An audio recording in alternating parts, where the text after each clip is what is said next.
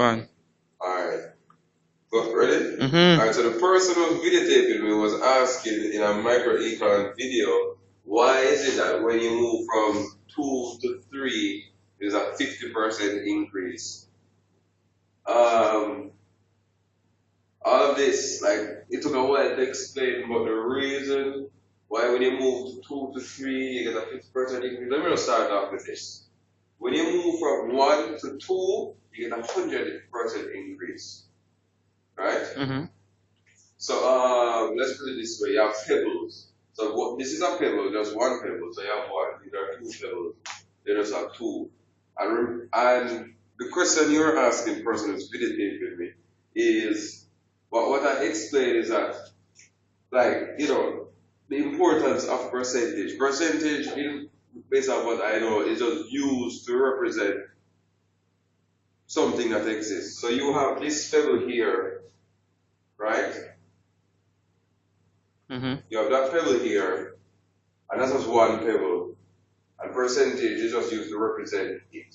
So that's one pebble, and you just have 100% of that pebble. Right? You get me? Right? So let's move over here. Right. So I already said moving from 1 to 2 is a 100% increase, because moving from one whole pebble, which is 100%, to our next to two pebbles, which is our next 100% increase. So let's look at this. From 1 to 2, 100% increase. From 100 to 200, we have 100% increase. From 500 to 1000, we have a 100% increase. Why? You're asking, like, how I can explain that. So this is how I'm going to explain that. 2 minus 1, you get back 1. And remember, like I said, you have the number 1, and you have a pebble to equal that.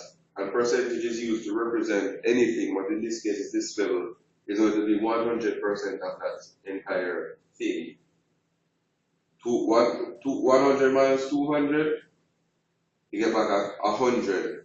You got back the whole of that one thing, and the whole of that one thing is 100%. You have 500 minus 1000, you get back 500. You got back the whole of that thing that you're dealing with.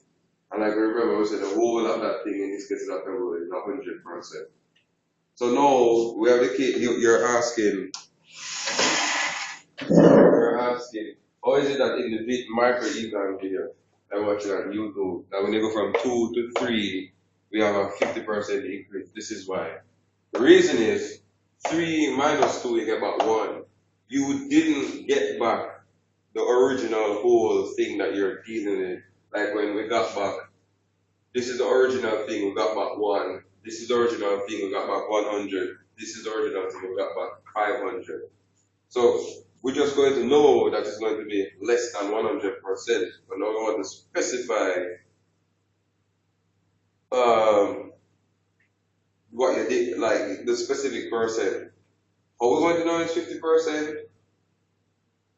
The difference, which is 1, right? You place it back over the original.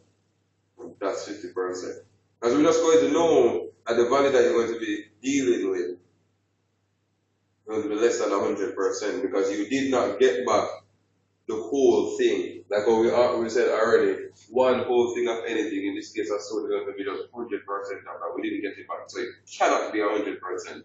You're not getting back this original thing.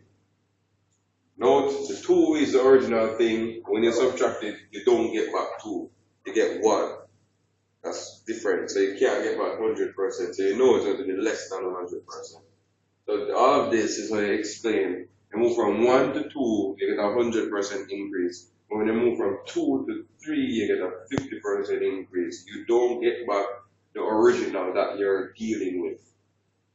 You don't get back the original that you're dealing with. So therefore, it has to be less than 100%.